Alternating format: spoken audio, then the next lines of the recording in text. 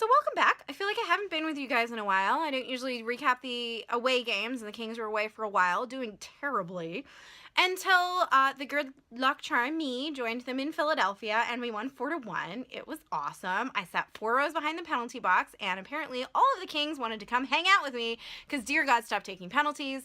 That's going to be a theme coming into tonight's game. So tonight we were playing Vegas, who, as of course everyone predicted, is at the top of our division. I mean, that's what we all thought going into the year, right? That the expansion team, who has basically no stars except their goaltender Fleury, who is a Stanley Cup champion, but had been out with an injury for most of the thing. Yeah, we totally thought that's what was going to happen, right, guys? Yeah, no. So, our game earlier this week against the Avalanche, we celebrated Marian Gabourik's 1,000th game, which was interesting because it was Dustin Brown's actual 1,000th game, and so we couldn't celebrate that while we were celebrating Gaborik, so we celebrated it tonight. Congratulations, Brownie. As you know, I have so much love for him. I think he's a fantastic player. He was a great captain, and he was the first LA King to ever touch the Stanley Cup. As a King.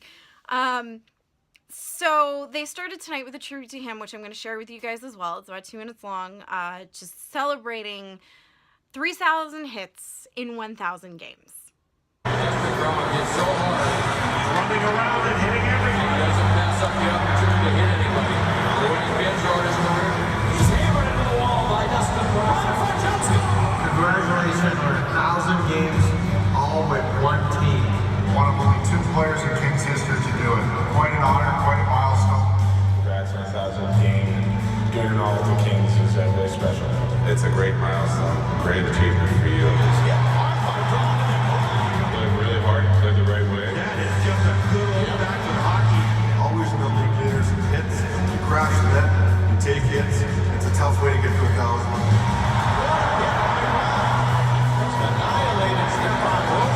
You're a hell of a leader, hell of a team guy, and I think the world of you. Congrats on 1,000 games.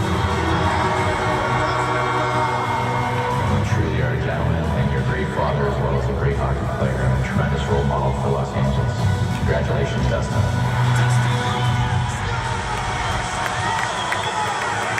Game number 1,000. Brown wins it 2-1. You couldn't script that any better if you tried. Well, watching people say that I have a chance of going somewhere in hockey, I'm going to be used to it, I'm going to get better at it. Every kid who's ever played hockey grows up dreaming of lifting a Stanley Cup. I mean, I was drafted by the Kings. I grew up in this organization. I was the first LA King to touch the Stanley Cup. It's been an amazing journey, and we are so lucky to have been on it with you. We are so proud of you, and we love you so much. Congratulations, Daddy.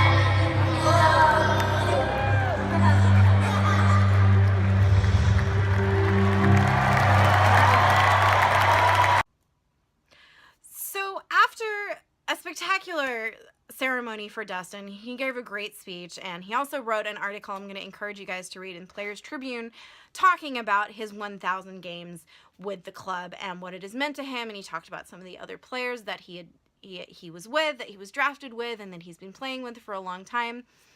Well worth the read, even if you don't champion Dustin Brown quite as much as I do. It was really nice to hear from him. He's surprisingly articulate, I think. So anyway, Brownie's 1,001st game was tonight, and the Kings really came out of the gate strong, which is great because Vegas, their away record is not as good as their home record. It's still 9-7-1, so you know it's not bad, but their home record is absolutely ridiculous. Again, if someone could just explain to me why this team is so good, I don't get it. They do play a pretty simple game of hockey, which tripped up the Kings later in the game because they tried to play really fancy hockey and just wasn't necessary. But anyway, they came out really good, and a lot of that had to do with Iafallo and Kempe. Kempe is really fast, as we all know, so he could skate and get the puck into a good position and draw a defenseman to him, and that left Iafallo, who's also not that bad on skates himself, coming down the middle or you know, the wing, depending on how it ended up, and being able to be right in front of the net to pick up that feed that Kempe had for him, just couldn't quite connect on it sometimes. Fleury's really good, to give him credit, because that looked like a difficult duo to be able to defend against. And it looked like, though, the Kings had some good momentum and they had some good lines set up and things were rolling pretty evenly. And then we got our first penalty, which set a tone for the evening that I wasn't sure I liked, in the sense that we were going to get called for a lot of things we weren't actually doing, and Vegas was going to get called for nothing. I really try not to call out the refs, and I always think no matter how they're calling a game, that teams should be able to rise above, but I've had problems with Kings penalties in the past, taking too many of them, and tonight, while I think they tried so hard not to, they were still getting them anyway.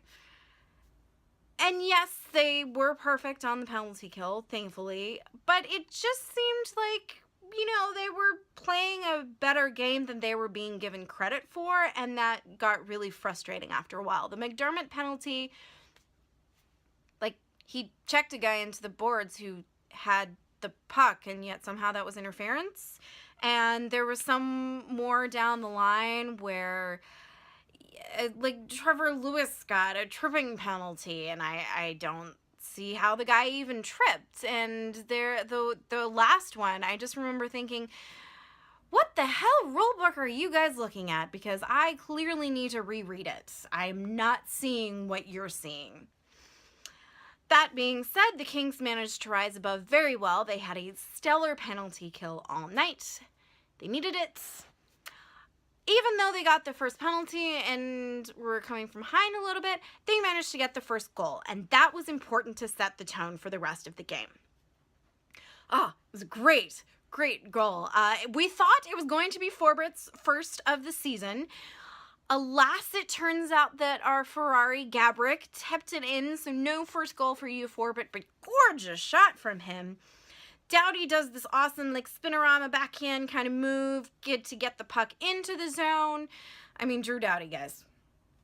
I'm never going to get tired of watching him play hockey. Gets it to Forbert, and Forbert's still at the blue line, and I think Fleury's probably not expecting the shots to be coming from where he is. I think he probably expected more of a, like, tic-tac-toe thing, but he managed to flick it up and past a bunch of people, and it's deflected in right over Fleury's head, and the Kings are up 1-0, and suddenly things are going really well. Well, not suddenly. They'd been setting up some important plays throughout the beginning of the period. Then, though, in the last, like, 5 minutes or so, the Kings did that thing where they have the inability to close out a period, and Quick had to be on his game. And he was, because he's Jonathan Quick. But there were just a few too many chances that I was not comfortable with, and at one particular point, Quick did not know where that puck was. Thankfully, none of the players from Vegas did either, but it looked really dicey, and it looked again like the Kings were not going to come out of the period up like they probably deserved to. Thankfully, they found a way to hold on. But going into the second period, that's when things got weird. We had 15 shots on goal for Vegas and 3 shots on goal. Just 3 for the LA Kings. It was not a good period for them. Like, at all. I don't even know what to say about it, except that there were penalties. The Kings were trying to get way too fancy and had no puck possession and just, like, could not. They were tripping over themselves, basically. So it was unsurprising when Vegas got the equalizer. So Quickie does pretty much everything he can do except actually use Jedi Force to keep this out of the nets. He is a ninja. He's a Cirque du Soleil warrior. He is actually not a Jedi, unfortunately, because the puck did manage to slide past, but I'm not going to put that on Quickie at all. The dude is fantastic, and the rest of the defense just couldn't step up, and so unsurprisingly, there's about 1:23 left in the second period because the Kings can't close out a period to save their lives. It is tied up. Though considering how the period went, like I said, not really surprising that one of those 15 shots to our 3 was going to get through. So we go into the third period, and there's a penalty on the board, which we seem to have missed. Apparently, Mr. Quick, our Jedi Knight, or Jedi Master, I should say, had a few words to say to the ref at the end of the second period that the ref did not take well. Kind of unsportsmanlike conduct penalty to start the third. Really not what you want, guys, on a day then the refs are just calling everything on the Kings and seemingly nothing on the Knights. I mean, at one point they did. One of our guys was already in the box, and they called Brown and Perron for coincidental minors, but for some reason, and this really confused me, instead of doing 4-on-3 and then 19 seconds later letting, I believe it was Iafallo out of the penalty box and then doing like the 4-on-4 for the coincidental minors, it was 4-on-5 and then it was 5-on-5 and then they came. I don't really know what was happening. It was a very odd sequence. But anyway, to get back to the third period sequence of actual 5-on-3 that did happen, good times. Gabrick's in the box serving the penalty for Quick, and about a minute 21 remaining in that penalty, Doughty takes a hooking or tripping or interference, or I don't even know at this point because they were just calling stuff that didn't make any sense. So we had our best defenseman in the box for a minute and 21 seconds of 5-on-3. Really not what you want to see. Not the best way to start the third period at all. But thankfully, the Kings rose to the occasion, as they so often do on the penalty kill. I believe it is the best in the league statistically. They're fantastic. They made all the clears they needed to make at the times they needed to make them, and by the time it was back to 5-on-4, they were just kind of playing with Vegas, and it was great to see. And you'd think it would have given them momentum, because that tends to happen when a team kills the 5-on-3. They realize that they're on top of the world, and the team that can't seem to get past only the three other players on the ice seems to deflate, but that didn't happen. And unfortunately, with about 8 minutes left in the period, which, as you know, is just enough time to make it dangerous, they get the go-ahead goal.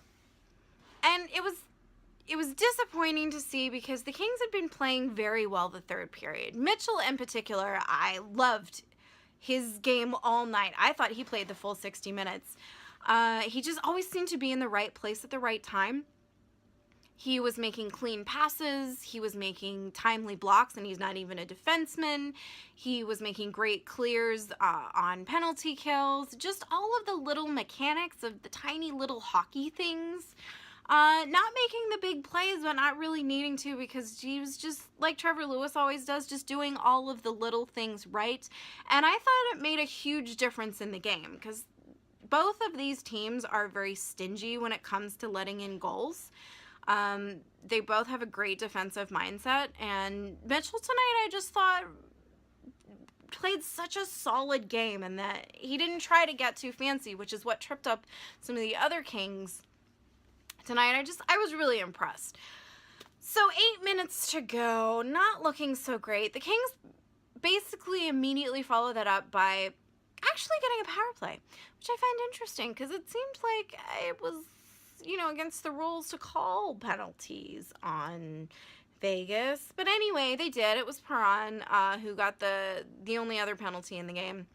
And the game-winning goal, but whatever, we'll get to that.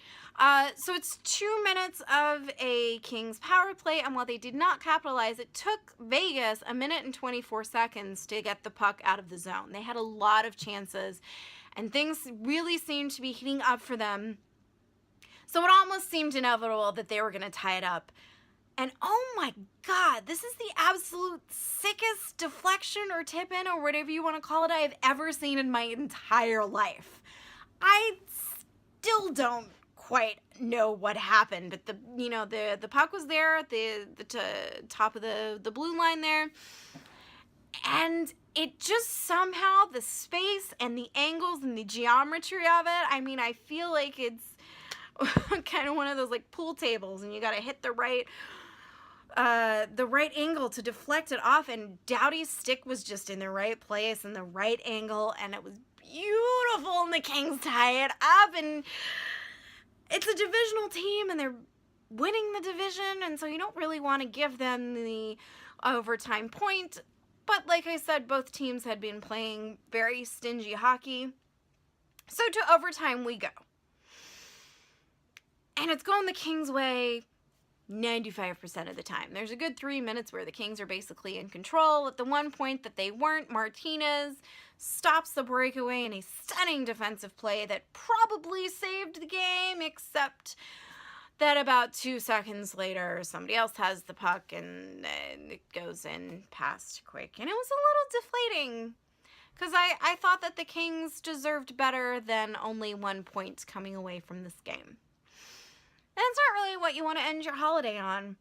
So instead, I'm going to leave you with a couple of things that closed out our year of LA Kings games. Obviously, we're coming back to you in a couple of days because New Year's, the season will transfer over. They've got quite a few more games to play and plenty of playoff games. But anyway, the Fox Sports West put together kind of a overview of the greatest things that have happened this season. And there was also the fun pyrotechnic light show that happened that they always do to kind of close out and say Happy New Year to their fans. So from me to you, Happy New Year, Kings fans, and I hope that next year is a great one and that we come home with another Stanley Cup.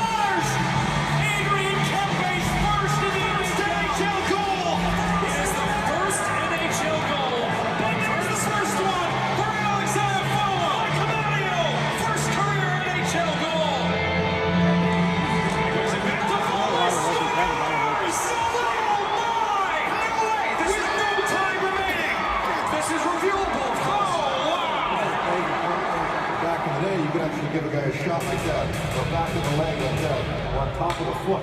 You can't do that anymore. You all right? Yeah, I'm good. All right.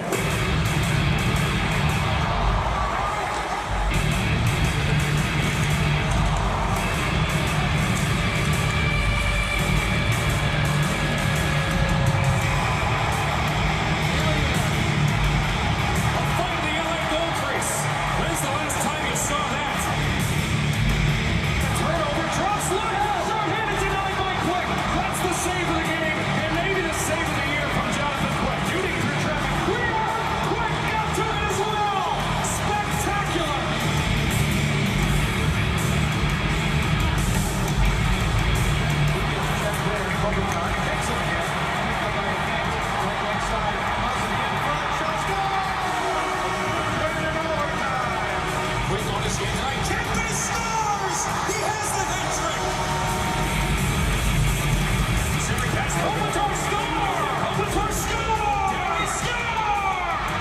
Kings wins. Puck underneath, and it's in. In front, down, plays it back to and Brett scores.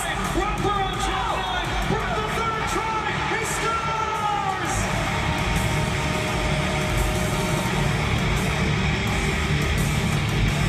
Great experience, loved it. I think all the guys did. Good workout, Hal. It's all right. What's in the middle? He goes. Can you imagine your parents watching this? First game, your son playing. Look at it. Q class 2 multiplied by 2, else we're gonna be? No, realize the one thing, you make the multiplication first. Oh, this is a trick question. There we go. You go there, you want to put on a show. Yeah, don't expect me to win the hurry shot.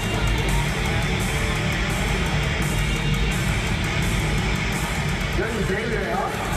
Good day there.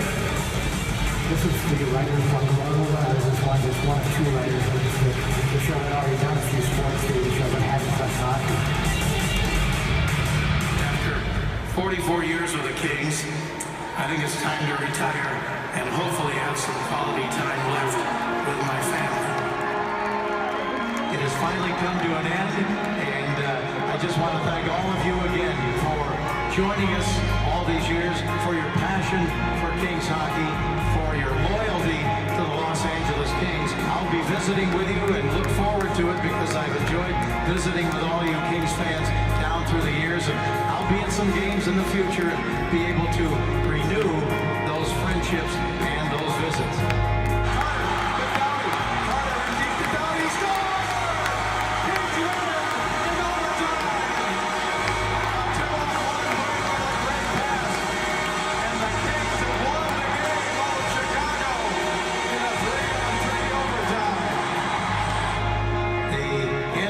Here for me, so the only thing I have to say is good night and goodbye.